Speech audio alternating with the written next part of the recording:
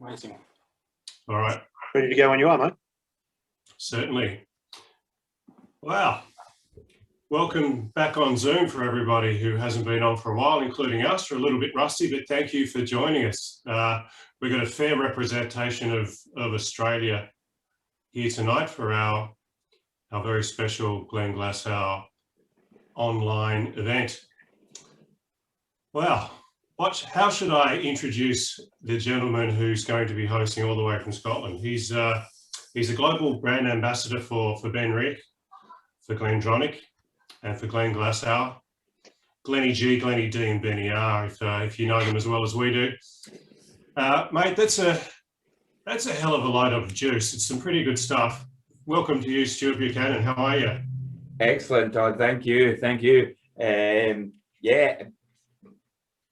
I've always got a smile on my face. How can I not have a smile on my face working with these three fantastic single malts? So yeah, I love it. And funnily enough, I've been really enjoying doing a lot more of the work across, I suppose, your side of the world lately through lockdown, along with Linus and the team out there. Because what I do think is, well, going back to when I first got grounded, I was in Sydney.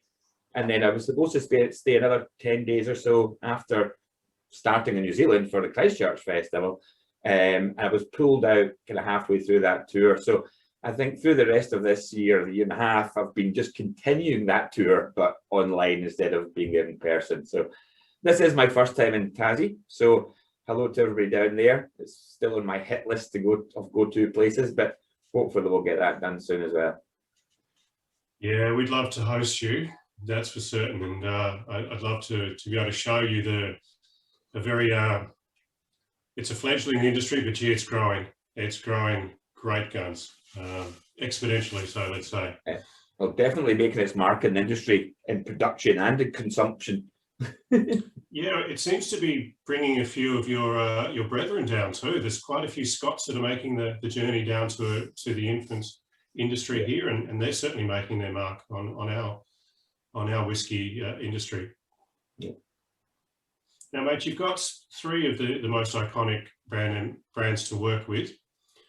Do you have a favourite, or is it like trying to pick a child? Who's your fave? They have their own elements which I enjoy, for many different reasons. Because if you look, Ben Riach was the first one of the group, and I suppose that's where I moved to this area, to start up Ben Riach back in 2004. And it was the first kind of building block of what we have today, and that work we did back then as well. You look at what I call the Renaissance period of maturation, when you can start then diving into so many different styles of casks outside of the American sherry, and Barria kind of led the way at that, and to see that maturation take place over time and sample these casks and the progression in the warehouse was just phenomenal. Glendronach, I don't think we need to say much about Glendronach. If you want to sit back in an evening and have a big glass of a big old school sherry cask, that's what you do with Glendronach. But if there's something that makes me excited, it's Glenglassaugh. So that every time I mention it, I don't know if you can see it, but every time I think about Glenglassaugh, I get hairs on top of my arm, because from now in the next coming years is such an exciting time now that we're moving into almost double digits as far as ages. So it's a really exciting little distillery to be at the start of the journey with, which you are with your cask there. Yeah, we certainly are. So for everybody tonight, as you know, we are celebrating the release of this little baby. Those of you might have already grabbed yourself a bottle. If not, you've got a sample of it tonight. We've done our bit and pretty much sold a lot. So if you are interested in getting a bottle, there's quite literally only a handful left. Now, mate, how about, before we get underway, we'll introduce young Linus at home in Melbourne. Good evening, sir. Hey guys, how you going?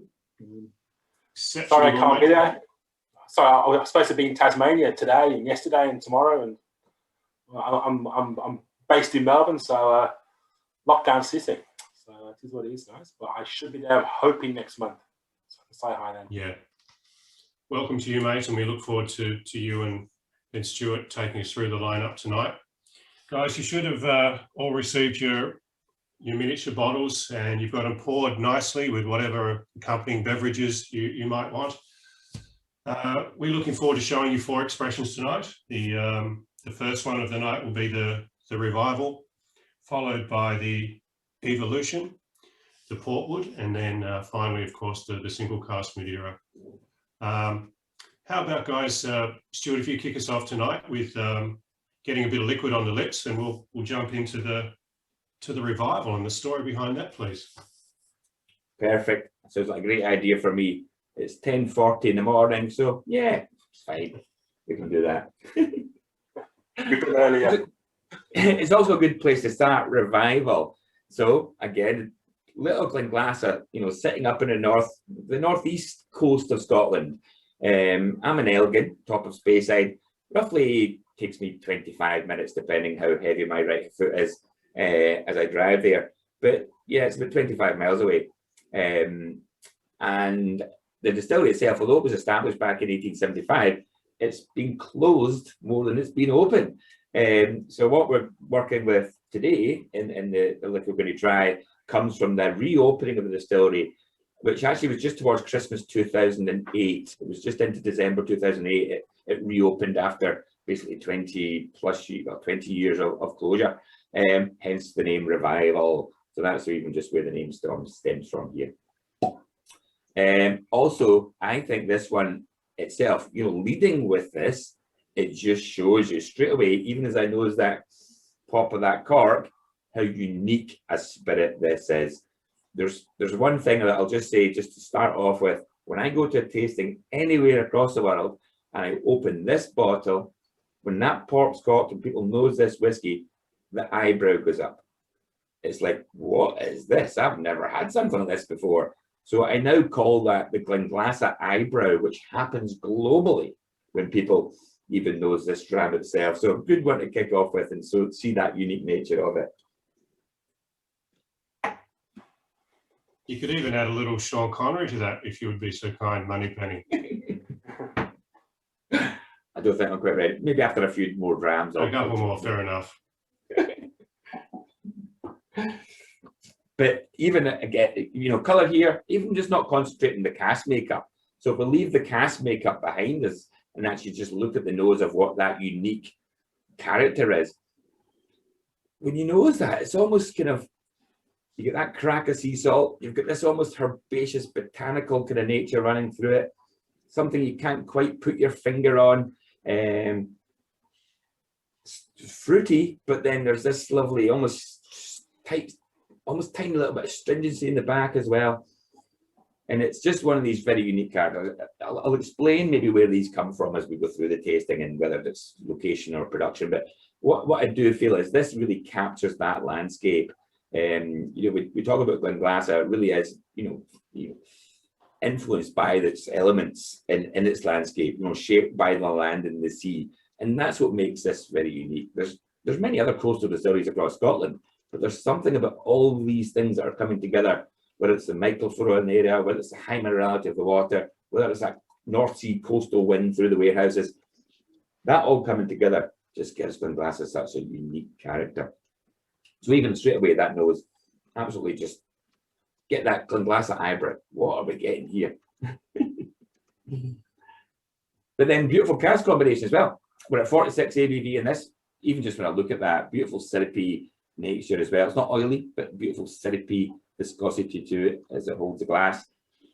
And we are looking at a fantastic combination of 3 different styles of cask almost coming together here. So what we have, bourbon barrels. Glenglassaugh loves bourbon barrels, American oak. So we've got an element of the American oak. Also going back to 2008 and 9, Stuart Nickerson, the very first owner, he discovered some fantastic red wine casks that he brought in, which we have great red wine maturation. So he's taken the bourbon, we're taking the bourbon, we're taking the red wine, we're putting that together and then moving that in and marrying it in sherry casks. So it's not just a finish as such, it's almost combining what is the classic DNA uniqueness of the Glenglassaugh spirit, emphasized through the bourbon barrel. We've got that then red wine, which gives us that spice, intensity, a bit of French oak, kind of dryness and tannins in there that will give it the spice, and then combining the sherry, which will then just push out some of these more chocolatey dark fruit notes. Beautiful bit of work as far as master blending rule. And once you know these three things, you can start pulling these things from the expression itself. So that's what I would always look for. Look for what this fruit's going to be giving you. Look for what the spice is going to be giving you. Look at the length, look at the depth, look at the mouthfeel. Absolutely amazing. So Glen Deveron.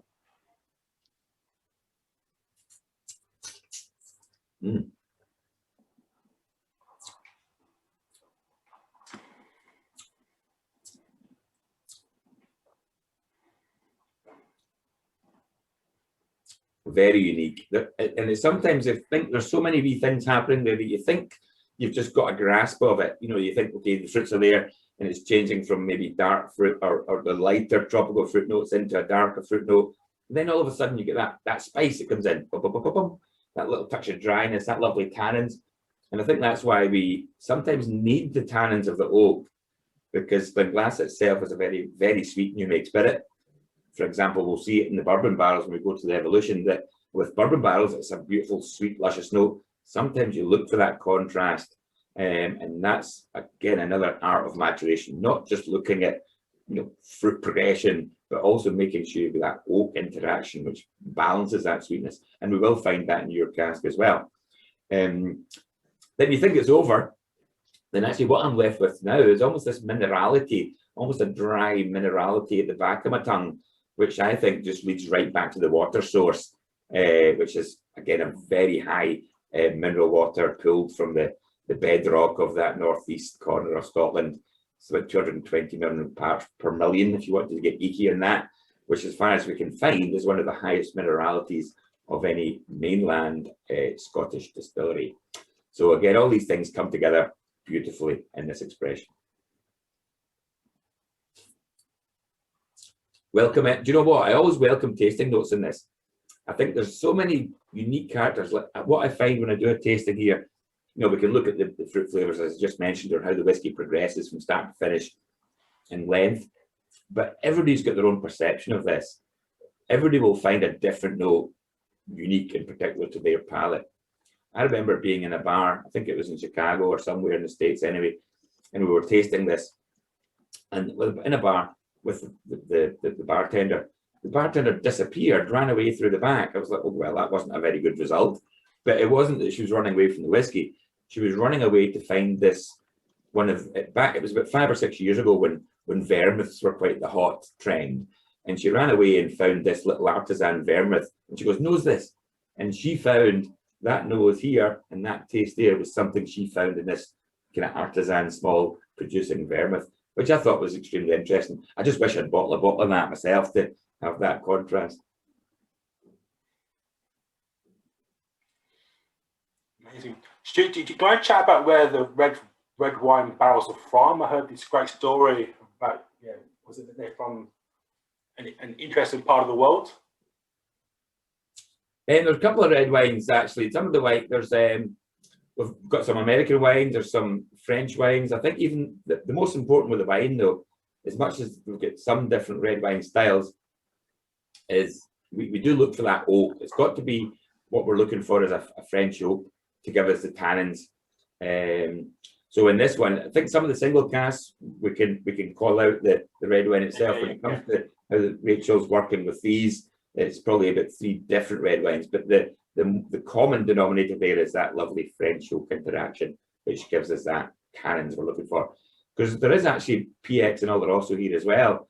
So there's a lot of sweet elements. So again, that's a lovely little touch that almost holds, I think it kind of holds back the reins a little bit of that over sweetness and dominance, or cask dominance, and just gives you that little oaky touch. But earthy as well, you know, you get earthiness, little botanics, a little bit of herbaceous nature in there. I was doing a tasting in Norway with Glenglassaugh just last week, and there was some Norwegian had said it reminded of one of these cough lozenges. Now I don't know, that was a cough lozenge from their childhood. It was a little but I thought that was quite interesting. But he said it was kind of quite a herbal cough lozenge that they used to take as children, which I thought was an interesting little take on it as well. If cough lozenges taste like whiskey, I'd be having them all day, I think. I know, I need to find some of those. Doctor's orders. Amazing. But I think another thing about contrast here as well, sometimes, again, we have to be clever with strength. So 46 was actually perfect for this. You'll find whether it's in Torfa, which is the peated, more bourbon and sherry expression, or the evolution, we have those up at 50 ABV. But we decided 46 was perfect here because at 50, that pepper was too hot on the tongue. So again, it's nice that you can then, look at your cask combination, look at what you're looking for through the expression, but also just make sure you've got the strength right to expose that of the whiskey and make sure you've got everything in balance. So 46, I think, is optimum. You put a bit of water in here. I don't tend to put water in my whiskey, not that out of choice. It's just that I'll drink my whiskey slow and I like to see it, almost opening up rather than softening with water straight away. But what you find with a bit of water, it might take some of that oak down and push that fruit forward. But I think 46 is just bang on where it should be.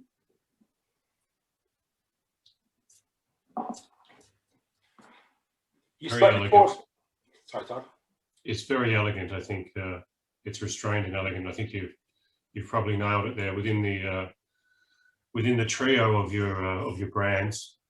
Glendronach tends to be that big sherry monster. Denrick certainly has some bigger flavors, but Glenglassaugh a really light and fruity spirit, and then the barrels you've selected certainly highlight that.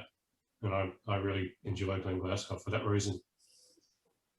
It is, and again, luckily this isn't, again, it's funny, I've always had these in my house, and it's new make spirit, it's not hand sanitizer. Most people think I'm bringing out hand sanitizer these days when I do this, but that's the still, that's the new make spirit from the still, 68.5 ABV. But even putting that in your hand, if that, each of our new makes is extremely different, and the production is driving them apart purposefully based on the water sources of the distillery itself, and then you can decide where you want to go with it. Even straight away there, it's almost immediately drying. It's almost immediately dusty in the hands. It's not an oily spirit. Put that to your nose, tropical notes through the roof. It's almost like the mangoes are already there, the papayas are already there, that pineapple's already there. It's got that tropical element, which normally takes 20 years in maturation to produce in cask. I go back again. It's got this might sound strange, but it's got a cement dust minerality, if that makes sense. And also when I have been taking people to especially Brown-Forman employees to the distillery, when they're used to visiting Herradura, for example, the tequilas, they do find almost an agave-esque element to the spirit, just with that very unique nature. So again, it's just very different. And I think that's what I love about the three distilleries. They're purposely driven apart in production, as well as fitting their cask maturation around that house style. Stuart, you spoke a bit about the fruit flavors coming from this microfauna. Do you want to chat a bit about that, you guys? Yeah. Well, again, a quick whistle-stop tour through the production starts with the water. So if you visit Glenglassaugh, and that's why we always call it a very elemental distillery. It's all the elements of the surrounding area that are coming into that, not only the maturation, but the new make itself. So there's a natural spring coming from that bedrock, but even if you look, you always got to look around the landscape of a distillery to maybe understand what the water is. So if you look at some old OS, Ordnance Survey maps historical maps of Glenglassaugh, there's old lime kilns dotted around that area and lime quarries. So when you see that in a map, then that water is coming through a beautiful lime-based bedrock. And that's, again, why we're pulling up that high minerality. Also, the purification of that water as it's penetrated through that over time. So we're starting off with that beautiful minerality. If you've got the minerality, you've got to maybe tweak your production to take advantage of that. And most of the advantage of a high minerality is going to appear through your fermentation stage and how your yeast is working and munching the sugars and reacting in the wash, or to produce the wash in a very different way. And you have to have long fermentation to do that. So basically our mash tun, 5 tons, it's a deep bed, it's a long steep time. So if we take the minerality of the water, then mash it with the barley, the mashing technique is going to give us a very deeper stewed, steeped barley note. Glenrioch's a more fruity, syrupy barley note. Glendronach's a darker again. So we've got a nice, almost stewed barley character coming from the mashing techniques. The washbacks, you start that fermentation off, you're going to start creating these lovely esters through the conversion of the alcohol. But also what we can control, if you look behind me here, you know, you've got the beach, you've got this wild landscape, then you've got the distillery. There's definitely something, as much as we just use distiller's yeast, which we do across all 3 distilleries, there's something in that landscape, the microflora out there that's coming in and then giving that extra kick.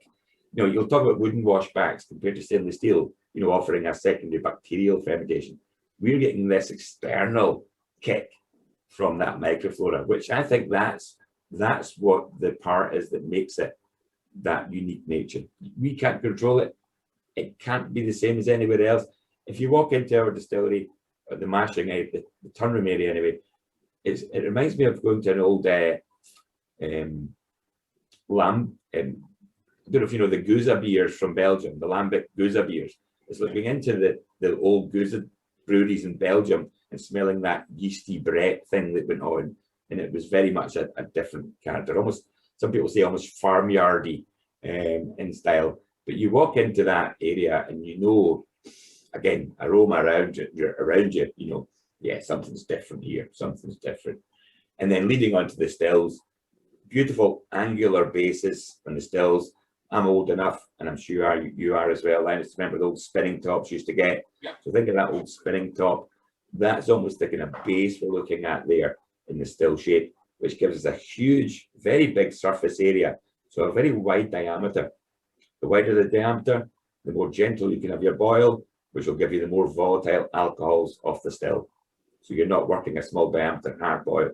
So all these things combined, I think in the distillation is where you're going to start reaping more of the fruits, or really condensing more of the fruits. They're tall, good copper contact, wide body, everything you want is going to give you from the stills is going to give you that tropical movement into the fruits. So that's what I love about each one of our distilleries. Each point of the production is driving in different directions, ending up with each new spirit. So that was a quick whistle-stop tour of production. Hopefully it makes sense, but I'm sure it will to you guys, because I know whether it's in Australia or Tasmania, you guys tend to be a bit more on the, let's say, geekier side of life when it comes to production. It's almost like the evolution of Glenglassaugh. Segue. Wow. Mate, could you introduce our second dram for us? And I think this is a great thing, the name itself. And remember back in 2008, Christmas 2008, it started up. When they first released this, it was almost 3 years old in one day. It was just a younger expression, straight from the stills. Not straight from the stills, straight as soon as it was called whiskey, really. And what you've seen here, I think if you've been a follower of Glenglassaugh from that first, creation of it back in 2012, I believe it was, until present day, you would actually have seen the evolution of that spirit in bottle. The very first creation, slightly different label, had a yellow band on it, and it was a high strength. It was 57.5 ABV or something. And then as time went on, as maturation went on, we took it down to 50, but you would have really followed the maturation until where we are in present day, the present day evolution. And this is all ex-Tennessee whiskey barrels, and it's just works well. I think if you've got a spirit, you cannot hide behind a bourbon barrel, an American oak barrel. Sometimes you can hide behind other casks. So you have to make sure, if you're going to release a younger ex-American oak, first of all, bourbon barrel, you need to make sure that spirit's going to be strong enough to hold up, or good enough to hold up.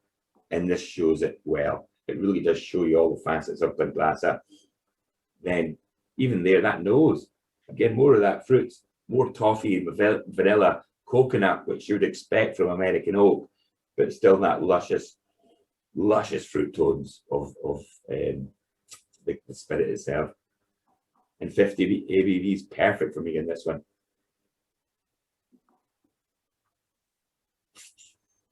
Then, honestly, that little crack of sea salt as well, little bit of, again, that something you can't quite put your finger on as far as the spice element that's running through it, which just gives you that, again, touch of almost, let's call it maybe even a touch of floral coming in there.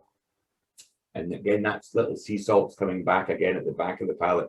Just amazing, really reflecting that landscape. I could show you many pictures, but you'll see it on our website or our brand videos. But there's that, if you're standing at the distillery, then you walk down to the beach, right down to the shore, you pass by what we call the gorse.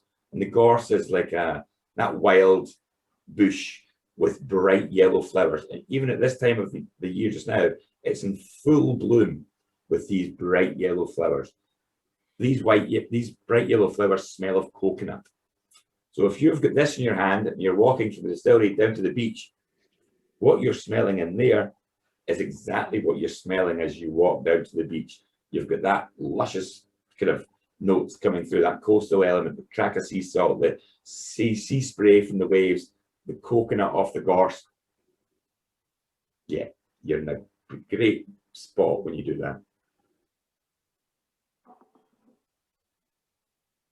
I don't know if you have gorse. Is it a? Do you know what I mean, Linus? Is there an equivalent? Exactly what I mean.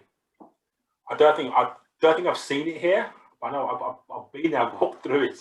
Yeah, I know exactly what you mean. Any golfers in Scotland will know what it is, because they're the evil of all golf courses when you've got to find your balls under a gorse bush getting poked. Well, here, mate, it's often blackberries, and we've got to look out for the snakes. But I can imagine gorse would be very frustrating too. Yeah. But the evolution for me, I think it just shows that notes off very well. It's still bright, it's fresh, it's summery. And I think as well, I think just now is a great time for Glenglassaugh. Glendronach, maybe you could be more into the autumn months with Glendronach when it's darker, it's colder, you're in front of your fire like you are there, Todd, and you've got that kind of warming time to sit with a Glendronach. For me, Glenglassaugh is a summery whiskey. It really is. It's a hot weather, summery whiskey. And don't shoot me for this, but it can quite handle a little bit of cooling. You can take this on ice and it's not going to kill it. You can chill that down, it'll just remain fresh. Everybody's talking about highballs these days. We've been using this in the highball for years because it's got that lovely, you can even call it a Japanese-esque minerality or complexity there, which again works well when in a highball, and the 50 ABV holds up to that as well. I was just going to say that. At was some time, my nice long glass heaps of ice, evolution, soda water, a bit of citrus. A hot summer's day was just delicious, absolutely delicious. So yeah, I'm with you there, mate. Summertime, it's my go-to drink. Yeah. Do you want to touch on very quickly? I know we were drinking just the history of Glenglassaugh, like super quick. It's got pretty. Yeah. Well, again, it's been closed more than it's been open. It does sit, as I say, maybe 25 miles east of me here in Elgin, at the top of Speyside. And you will see, if you look at some of the older Glenglassaughs, that were maybe released through the 70s or 80s, you'll see it sometimes being referred to as a Speyside whiskey. But in today's terms, it really sits just in the almost 3 miles east of the Speyside kind of line. So we'll happily put it into the Highland category, and very more importantly, and really emphasize that coastal Highland, which again is a rarity in itself. But it is an old mill, actually. It was called Craig's Mill, and the water that came down from the springs that feed our water just now, they used to run a water wheel which would power the wheels to grind the barley. And even just on site, there is an old windmill, believe it or not, dating back from the early 1700s. So that North Sea wind driving that windmill, grinding the barley. So if you look at these two things combined, the water. It's a mill, so we know we've got barley close by, so great fertile land for barley growth. That's a perfect time back in the 1800s when whiskey was booming, especially that 1875 to 1885 period. There was over 50 distilleries across the north of Scotland built. You had it was always that Goldilocks effect. Brilliant water, brilliant barley, and also transportation, networks as well. So all these things, three things came together. And it was a gentleman from Portsoy, which is a town about 3 miles east. There was a businessman in the area who then came together with, again, local farmers and got that conversion to a distillery. But unfortunately, 1875, when it was established, the huge demise in the industry at the start of the 1900s, the Patterson crash, as we call it, that led to the closure of Glenglassaugh around about 1909. And really it sat empty then, and most of its days until it was remodeled or rebuilt in the 1960s. So it was started work in 1957, complete in 1960, and then it was production recommenced there under Highland distillers, as we know, Edrington as we know today. They obviously had Highland Park, Macallan, and Glenrothes. So that takes us up to the 60s, boom time of whiskey again, the golden era of whiskey, really fed by the supply of blended whiskies. So a lot of these distillers, making whiskey for blends. And the choice of palate at that time was a sweet, fruity palate, because it was led by the American palate and the Asian palate when blended whiskey was booming across these two markets. But that's maybe a downside to Glenglassaugh. As much as we do hold a very fruity element, it did have this other unique character that blenders did not enjoy. They tried so many ways to change that. They tried bringing in different water. They tried taking the mash, the beer, the wash from Glenrothes to try and tame the Glenglassaugh spirit. Even through the 70s, they ended up changing the still shape to try and tame the Glenglassaugh spirit. They could never tame it. So it was never a favourite of a blender to use to produce these mass blends. That's a downside back then. But in today's terms, it's a huge benefit that it gives us and creates us something so unique. So the distillery did shut mid-1980s, then fall silent until 2008. So very much a checkered past, but very much reflected by the industry of the time. And I think that's what you've always got to do with any distillery in Scotland. Look at the whiskey environment and through these centuries and understand what was happening in the industry, which then maybe leads you to understand what was happening at each distillery. Amazing. Amazing. Shall we move on to number 3 and try the Portwood? Sure.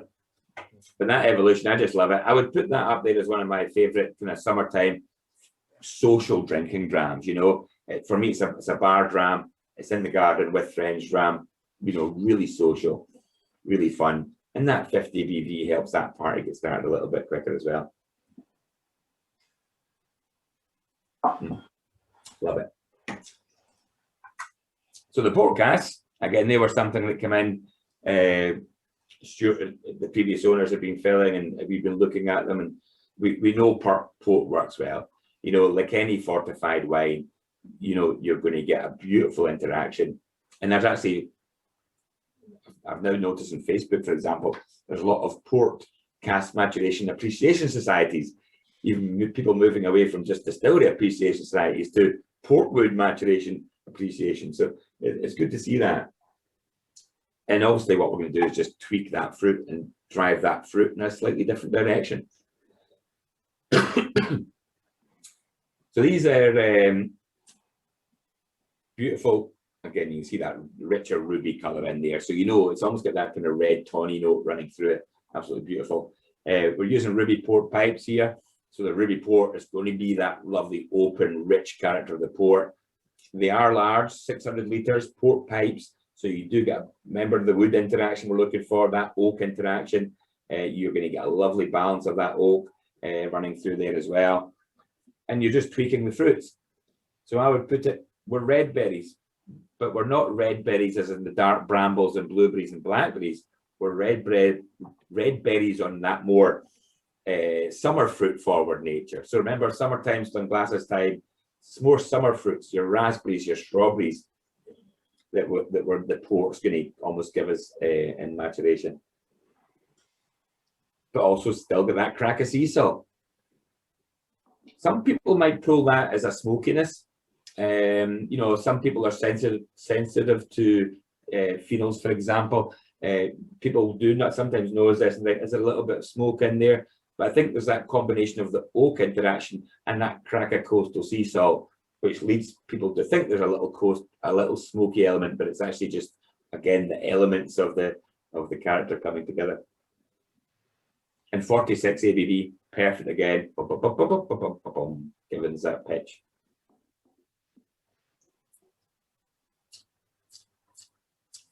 Candy store, and we'll talk about that in the next dram as well.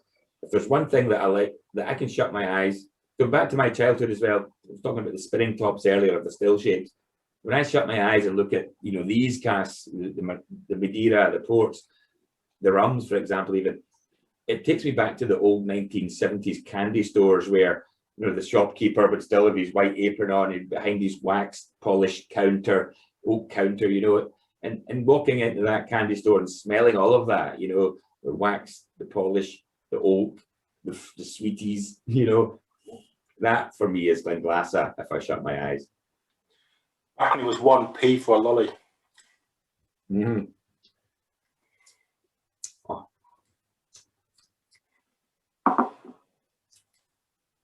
And again, for me, these are sitting, actually all of these, the first three we're looking at there, obviously we've not moved into age statements there, but they have progressed since their first creation in 2012. So, you know, we're looking at older spirits, not just a young spirit there. So we probably will be, Rachel, our Master Blender, will be kind of selecting casks from that 6, 7, 8 year category and pulling these together in different ratios. So, yeah, you get a nice, I think when you can do that over a spread of ages, you can really create a beautiful balance. I think that the trick is with a small distillery is actually, and it's a funny thing to say, make sure you're keeping whiskey in the warehouse. The distillery is so small, and I think that maybe leads on to why we've been maybe keeping ourselves a little bit almost hidden or holding back the reins a little bit, because our production is so small. Even back in 2008, 9, 10, 11, 12, we're making about 150,000 litres, nothing in today's terms. So if you were to start going gung-ho, you know, push, sell, sell, it means you're going to have nothing left for when that whiskey becomes 10, 12, 15, 16, 18, 20 years in the future.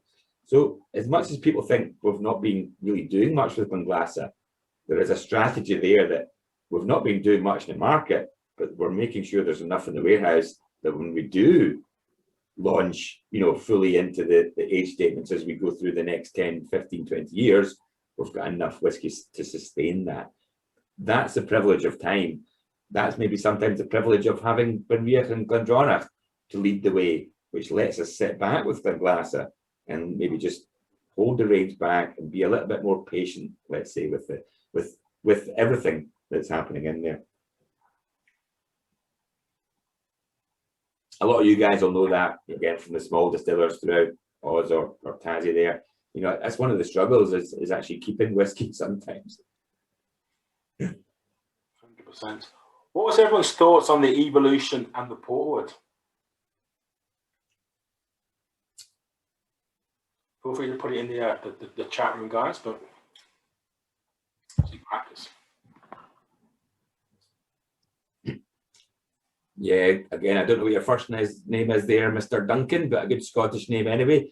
But you're right, 46 seems to suit that, and 46 is a sweet spot just to kind of give you that balance. I always make that noise. That strength should dictate that, and where it flattens, where it pitches, where it dulls. So yeah, 46 is always going to create that peak. But also that peaks can be created by the oak as well. Sometimes it's not all of its strength.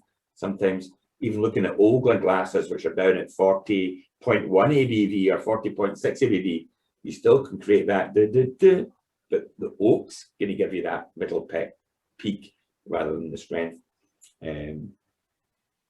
Gorse bush is classified as a weed here. Well, it is a weed, I suppose. It's everywhere. It is a pest. I think us also being owned by Brown-Forman, the fact that we get access to those amazing Tennessee barrels and American oak barrels is a real bonus. It's a real strong thing for us.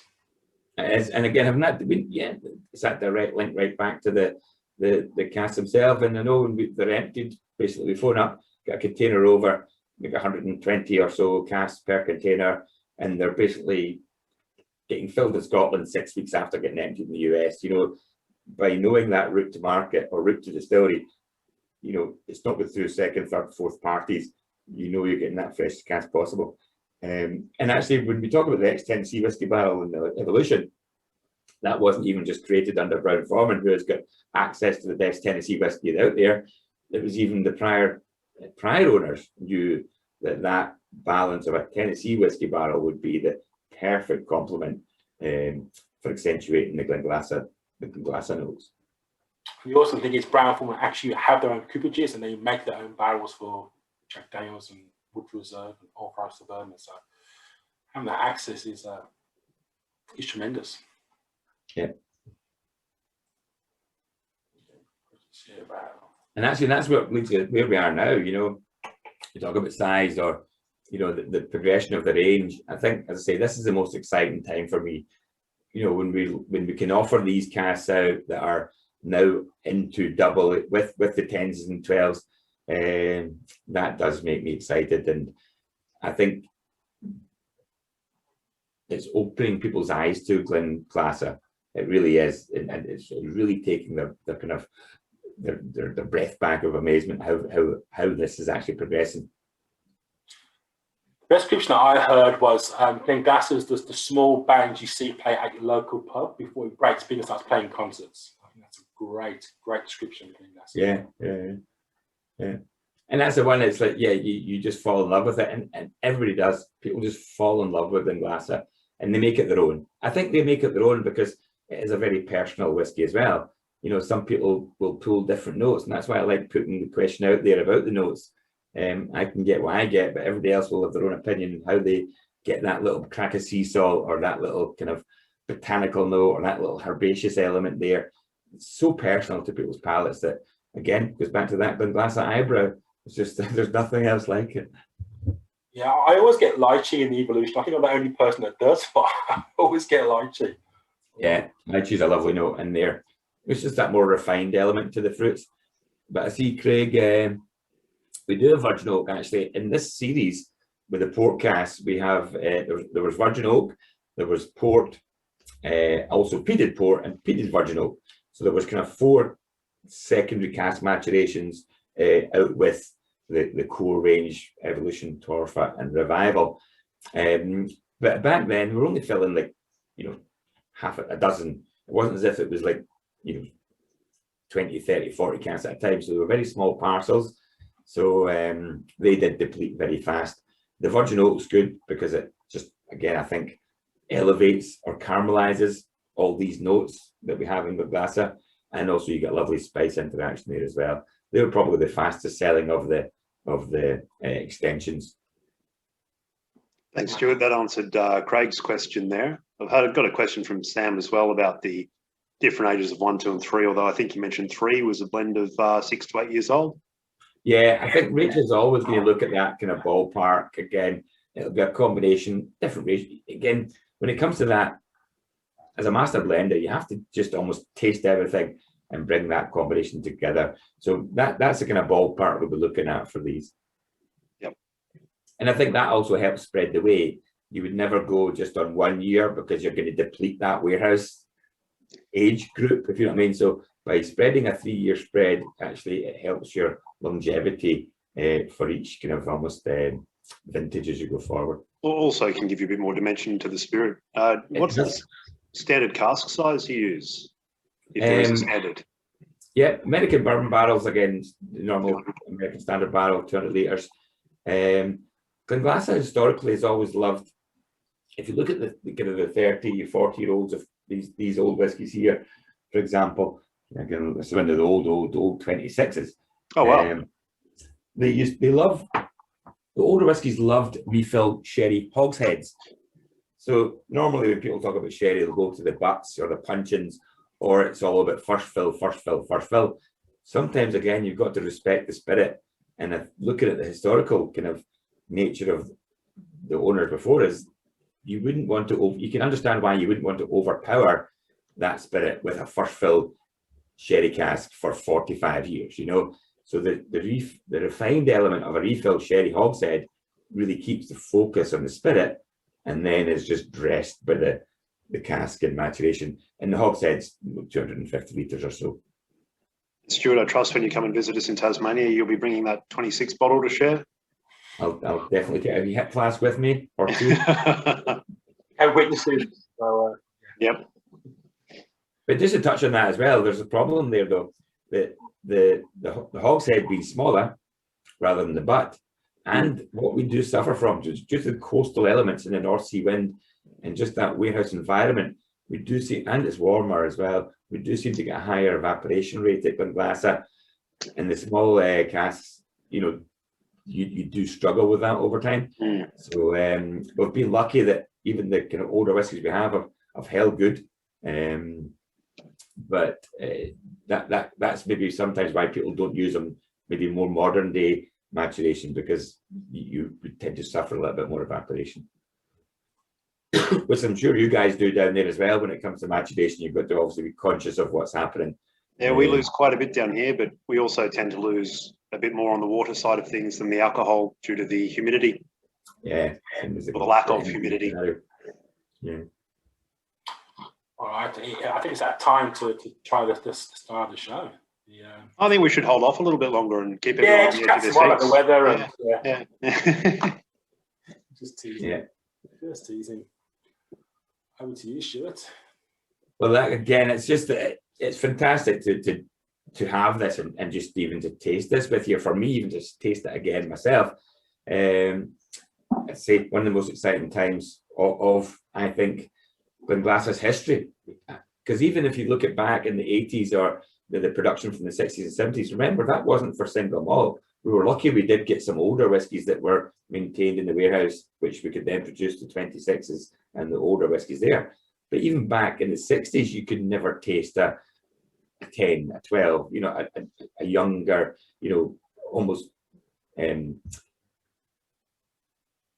example of maturation. So this has never been tasted before. You could say that nobody's probably tasted this style at least 30 years, but I actually think nobody's ever tasted a Glenglassaugh coming into that kind of 10s, 11s, 12s, unless maybe you had some independent bottling casks, but not from a house style. But this is right up my street as far as palate. Again, I've got a sweet tooth. I've got a fruit forward tooth when it comes to whiskey. I've got a high strength tooth when it comes to whiskey. All these things combine with this ram, which put it right at the top of my tree when it comes to what I'm looking for in single malt. So I have got one open there that's been open for basically maybe the best part of an hour, but I'm going to actually pour a fresh one as well, just to get that contrast of what it's like straight from the glass and then how it's opened up in bottle over time. So we'll just grab another glass. 5 bottles left. Yeah, just sold one. I was saying not for long. No. Not for long at all. And there's a couple of strange things about this as well. We talk about Madeira. Madeira, absolutely perfect for all these fruits again, we're going to look for in Glenglassaugh. But this is a little bit strange because what you'll notice on your cask description, it says Madeira puncheon. And Madeiras are not normally puncheons, they're normally small, maybe the 250 litre more barrique size, 250, 260. But the casks that we're using here, they actually almost hypnotize me when I look at them. They're almost sitting between a hogshead and a sherry puncheon. So they're almost kind of middle size, but very squat and slightly larger and rounder. So they're a very unique size, which I think, you know, contributes different oak and elements to it. So outturn of this, looking at about 382 bottles, I believe it is.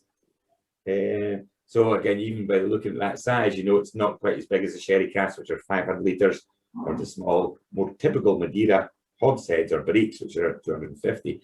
So it sits in that middle ground between both. But you knows that, even knowing it alone, again, shut your eyes, takes you back to that beach. Think of lying on a beach and somebody giving you a big pineapple and bananas and all these tropical fruits. The lychee that you mentioned is there as well, the more refined element of that fruit. It's tropical fruit salad syrup. And even there, 54.7, you can get your nose right in there. You know, it's not burning the top of your nose and making that uncomfortable to nose. Okay, you go in slowly to it, but you can really get your nose into that and pull out and just enjoy that richness of these tropical elements. And hopefully in the palate, you'll get something almost contrasting in the nose at the start, because as much as it's got a lot of luscious tropical notes in the nose, you might think then that the palate will be very soft. But what I love is that first sip, and you just get that instant boom, that instant kind of freshness and brightness and dancing nature of it on your palate. It comes in, but again, not peppery, not hot, but just lively. And just dances in the front of your tongue. Again, not peppery, not hot. It's not making steam come out your ears. It's not making your eyes water. But it's just, again, when it comes to strength, it comes in perfectly against that sweetness. Even now, on the way back off the palate, I'm getting more of that waxy, piney, resiny, oaky, woody note that I'm looking for. That little touch of dryness is still there, which we talked about. That minerality, cementy dust, kind of licking whetstones, and kind of minerality in the palate. It's all in this. But now it goes straight to your back palate and just sits there, doesn't it? Yeah, it just comes up, it dances in the front of your tongue, and then just silky smooth to the back and hovers with that lovely dry pipe oaky. And that's why I think you get a sign of age in this. Now we are looking at, I think it's 11, I think it's 11 years old officially in the bottle, but it feels a lot older when you look at the complexity and the length and the depth and what you're even left with in the back of the palate. These are things you don't normally get until well into, 20 odd years in maturation. You might be wrong, I'm getting like hints of Mandarin as well. Mm-hmm. Again, always fresh, yeah, fresh Mandarin notes in there. The dried fruits, the dried apricots and all the dried kind of orchard fruit kind of character, but it's not as orchard fruit forward as Benriach, where it's kind of green apples and golden delicious apples. But there's orchard fruits here, but they're more dried and candied, let's say. When you get candied orchard fruit, dried orchard fruits.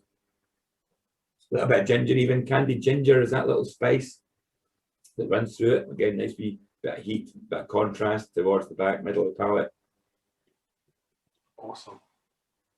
What's with Duncan again? You need to let me know your first name, Mr. Duncan, if it is a Mr. Might be Glen. Is it? Oh well, you can't get more of a Scottish name than that, can you? But Madeira, it does work well. And I think when you've got you always look at synergy between the spirit and your cask. There's no point in putting your cask in your spirit in an unhappy place. They've got to get on well together. And generally, when you've got a sweeter, more focused fruit complexity of a spirit, it's going to love Madeira. It's going to be a love being in Madeira. Just to touch on why Glenglassaugh is even historically sherry. If you look at the Glenglassaugh spirit, Glendronach spirit off the still, if we did the same thing with Glendronach spirit, it is oilier. When you nose it in your hand, it's more blackberries, blueberries. Even the still shapes of Glendronach are going to give you tobacco leaves. It'll give you leather, earthiness, even with sandalwood. So if you look at the Glenglassaugh spirit, all these notes in the spirit you're talking about, Glendronach spirit, all these notes there are very much notes that you'll find in sherry cask maturation. So you can see why all the distilleries before us have always known that the synergy between the Glendronach spirit and sherry cask works perfectly well.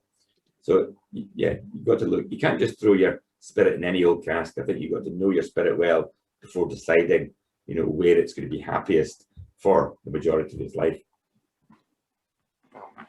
That is a cracker. What's everyone's thoughts on this?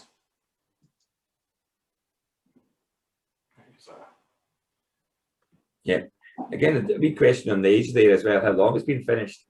I would say, I tend to not, finished is a term that I tend to not use. I'll tend to call it a secondary maturation, because you're looking at 3 years plus. You know, it's never a conveyor belt style of production where you take the new make into bourbon, then bourbon's 4 months or 5 months in the finish, then out in the market. They just get left alone and do their own thing. And then Rachel will go back, taste. So you might get one, maybe if it's a small batch or a one, you know, you only get 6 casks, they would have been filled, 3, 4, 5 years ago. So when you're looking at whiskey of this age, it's almost a double, double maturation, where it's almost majority of its life. So we're very lucky in that way, that we're in no rush to be a conveyor belt. It's just left to do its own thing.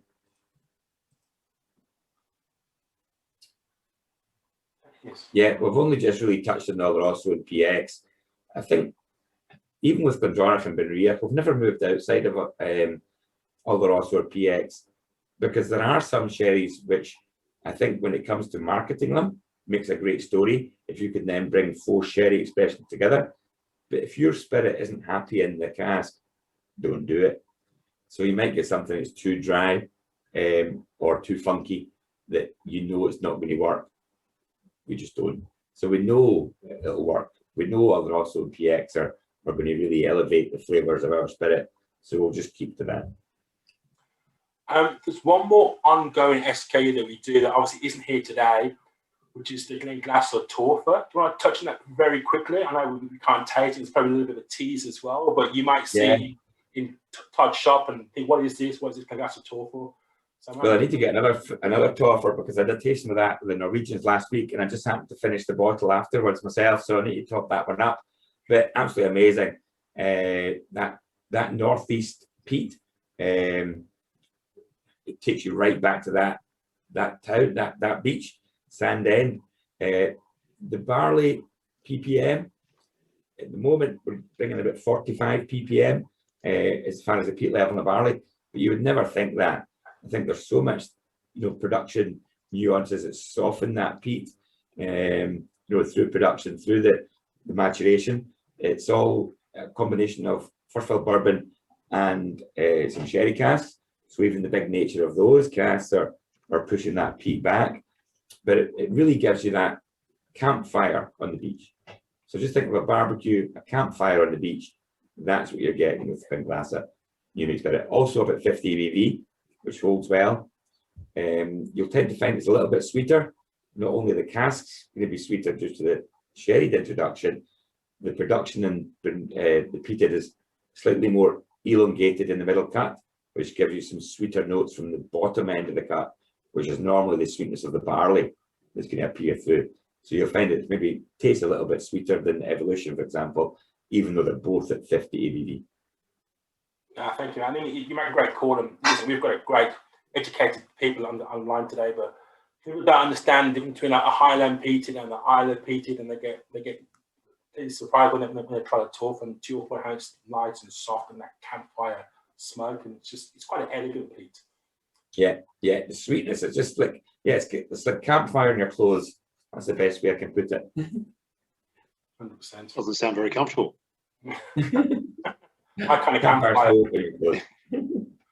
Are there any questions, guys, while we have Stewart here? Anything that's got, anything you I don't know if you guys have your sample there. Don't drink all that sample at once. If you can resist, tell us now.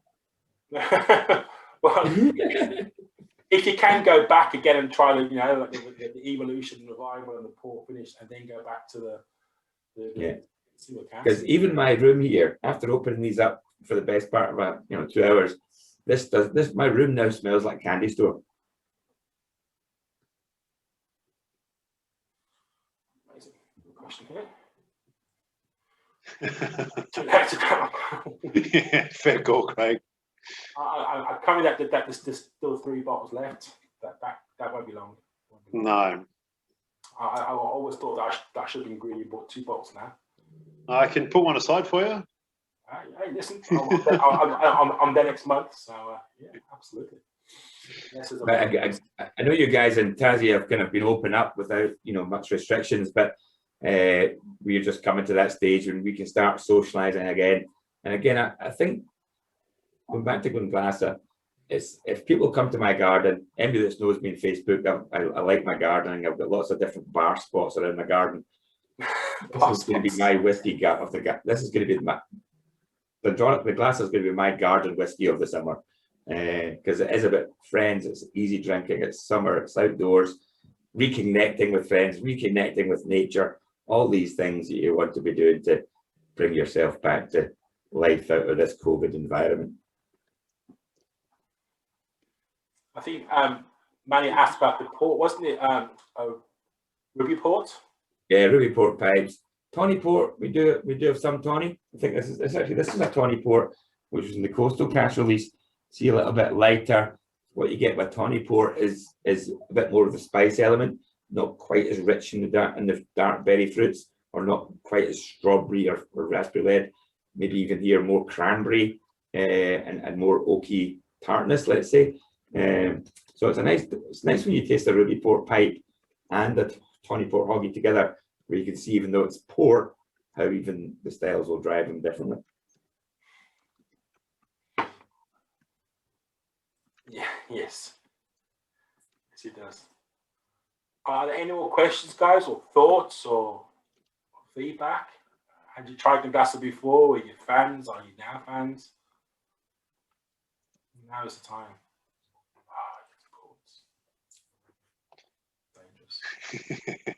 I keep buying the whiskey. I can't stop doing it to myself. I always get paid in whiskey these days.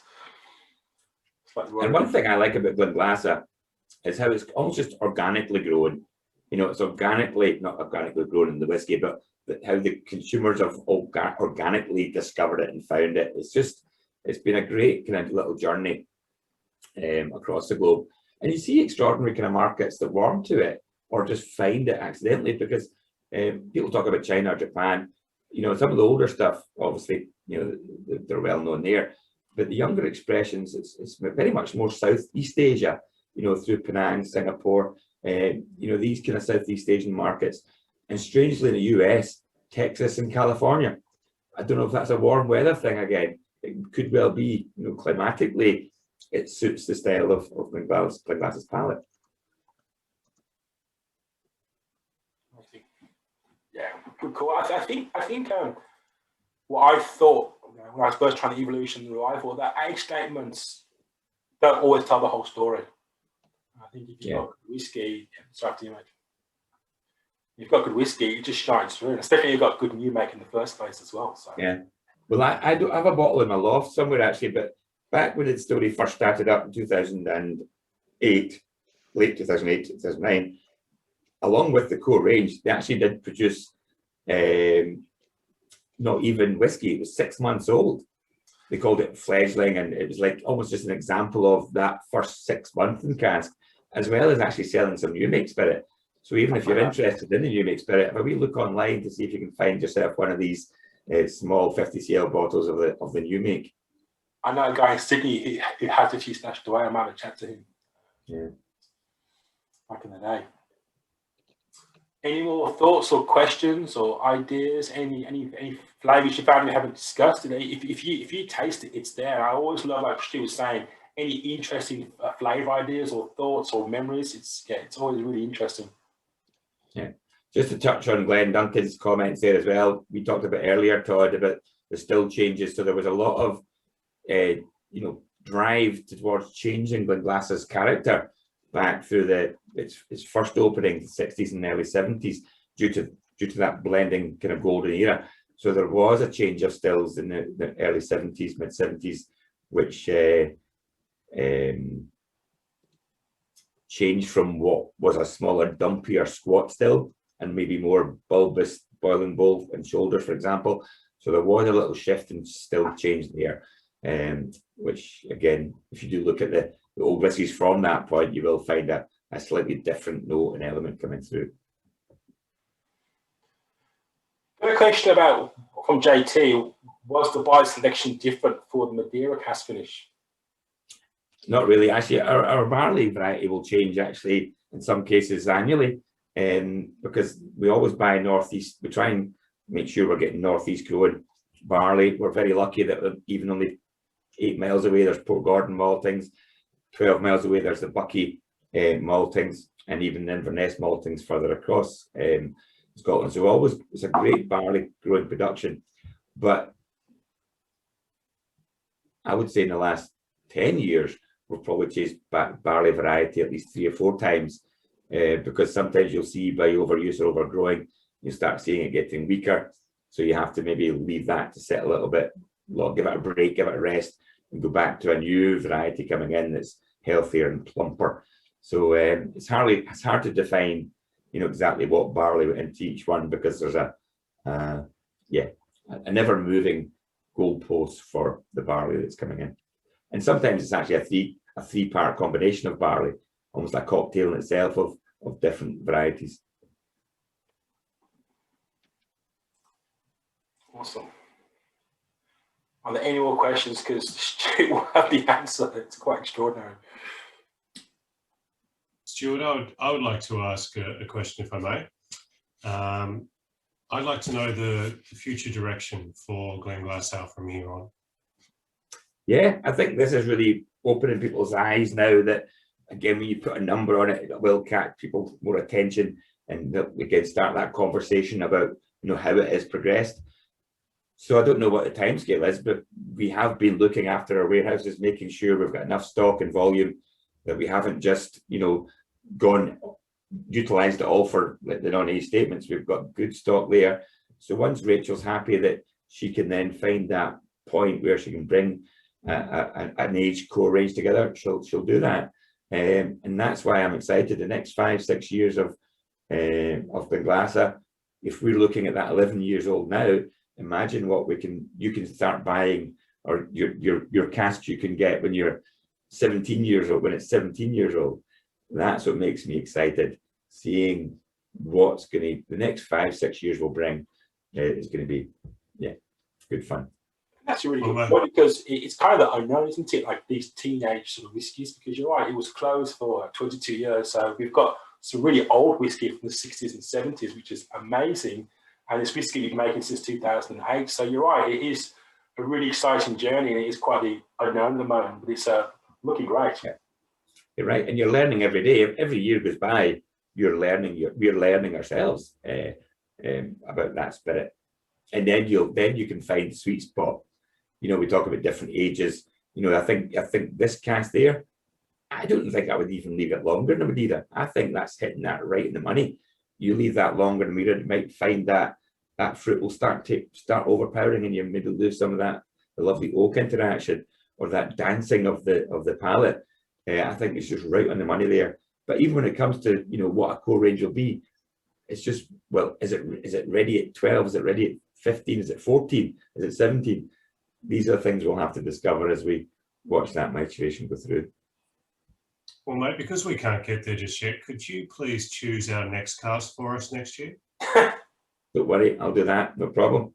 Right. Yeah, we got some witnesses. You beauty, Stuart Stew. Whoa, all set. Everybody in the comments, please ask what sort of cask maturation we should get next time in the new Glenglassaugh. Mate, it's been brilliant speaking to you. What we might do is wrap up the formal part of the evening. If everyone would like to, in the comments there, pop in their favourite drink or some sort of a score out of 10, if you would. I really look forward to seeing how and what how Glenglassaugh progresses and what they produce in the next few years. We've loved trying it over the last few years as it's come back into our shelves into Australia and Tasmania. It's been a pleasure to meet you online. I hope one day I can get to Scotland and vice versa, you can get to Tassie and to Australia. It's been an absolute pleasure. So thank you, everybody. If you could bang your hands together at a time, and thanks. Adam, you can probably unmute everybody now and hear the noise. Thank you so much, Stuart. Thank you guys. Pleasure. And there's one thing I would love. See, just as that, see if you're in a bar and you do buy it in a bar, the code is the eyebrow. So imagine if but the eyebrows raised, that's the code. You know you're in the club. I usually keep that for my money penny. Right. Thanks again, guys. Thank you. Thank you, Linus. Thanks, guys. Really appreciate it. And guys, as always. People will be around just to have a bit of a chat from here on in, but that's the end of the formal part of proceedings. Thank you all for joining us all over Australia, wherever you might be. And we will be jumping back on Zoom next month as we go direct to India for a special release there. Look forward to sharing that with you. Have a bloody good evening, everyone, and a really good weekend if we don't see you. Good night. Good evening, everybody. It's with great excitement that we're here to speak with Stewart Buchanan, live from Scotland, the global brand ambassador for Glenglassaugh. Good evening to you, Stewart. Yes, well, good morning from my end of the world. But yeah, it's a pleasure to be with you guys. It's Tasmania is a place I've always wanted to be and not quite got there. So hopefully soon, well, we can get back on the road and come and visit. What will we have to do to get you here? Nothing. Just let me fly again. I'll be over in a shot. Fantastic, mate. We hope we can host you at some time soon. What can you tell us about the fantastic lineup we've got in front of us tonight? Well, Glenglassaugh itself, it's one of these almost undiscovered little distilleries. In fact, if you went back to the 1875 when it was first established until present day, it's actually spent more time closed than it has actually been in production. So it's always been one of these little distilleries that have sat and nestled, just done its own little thing through the decades, if not centuries. But I think what really excites me just now is this point in time, because it really is a real milestone for Glenglassaugh.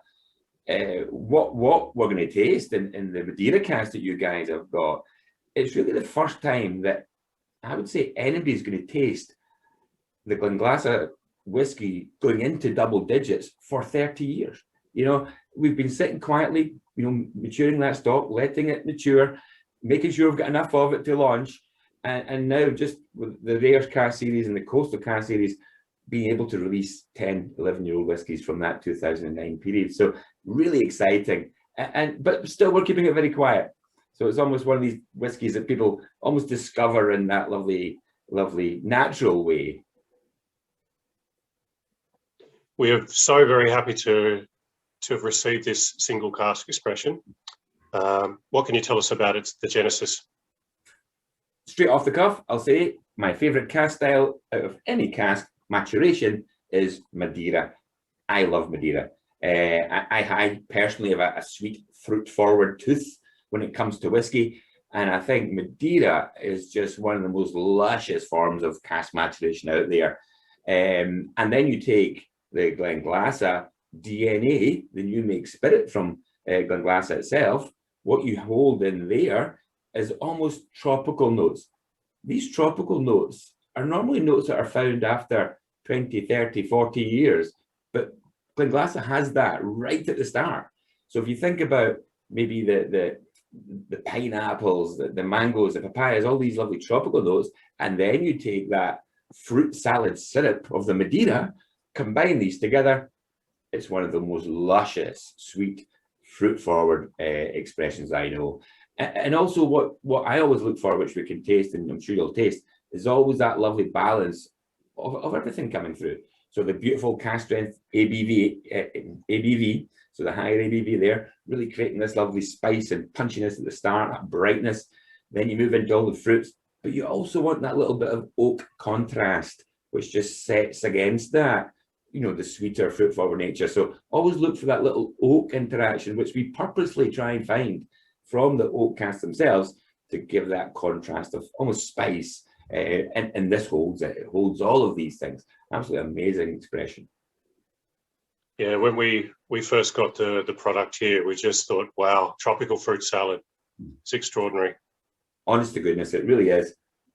But I think it's almost far beyond its years. You know, we are now moving into into double digits for the first time, and it's so exciting seeing how Glenglassaugh matures. And I think, you know, looking at this as the starting point of its double digits, you would have to jump to 30, 40 years old now to try and find a Glenglassaugh in the market. But that's what I love about it. Even that lovely, you know, really sunset, summery gold, such a fruit forward nose, even at the high ABV. It's luscious, it's fruity, it's creamy, it's got a softness there. But then when you put that on your palate, just there, it sings off the front, just sings off the tongue. And it's not uncomfortably hot, it's not uncomfortably peppery or oaky or spicy. It just sings. That's the best way I can put it. And then the waves come in, that wave of the fruit, almost immediately from that freshness, that singing in your tongue, then through the waves of fruit. And actually now, what's that been? 10, 12 seconds.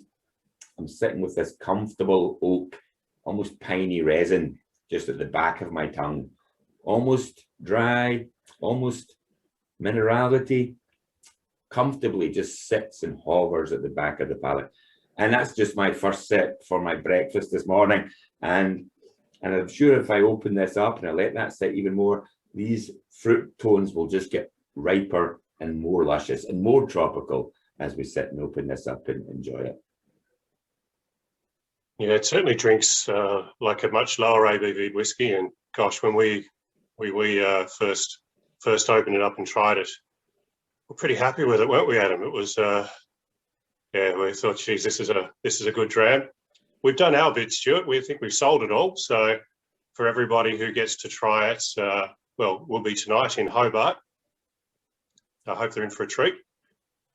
Well, I think that's the thing. And thank you guys for the support and everybody out there also. Glenglassaugh, I truly feel, is one of these, you could maybe say it, you know, off the cuff, but I truly find it or feel it's one of these little cult classic whiskies that people find outside the norm. And once they discover it, they fall in love with it. And hopefully if you guys can come and visit Scotland and you go down to the beach at Sandend and enjoy this, you can see how it all comes together and why we've got such, again, luscious, very unique characters in this whiskey when we sit on the beach and enjoy a dram, and almost in the North Sea there in Scotland. Oh, it sounds glorious. Well, mate, hopefully in the audience tonight we've got a couple of people that you might know of that'll guide us through the tasting live. Thank you so much for your time, and we really look forward to trying some more Glenglassaugh in the future. Well, it's an absolute pleasure. I'm sure everybody out there will thoroughly enjoy discovering actually Glenglassaugh, if not for the first time, or even revisiting it in, as I say now, double digits with age on these whiskies. So hi to everybody I do know. I know there's a few people out there I do know. So and hopefully I'll come and see the people I don't know very soon. So Slán Jabá, again, thank you. Cheers. Thank you, Stuart. Cheers.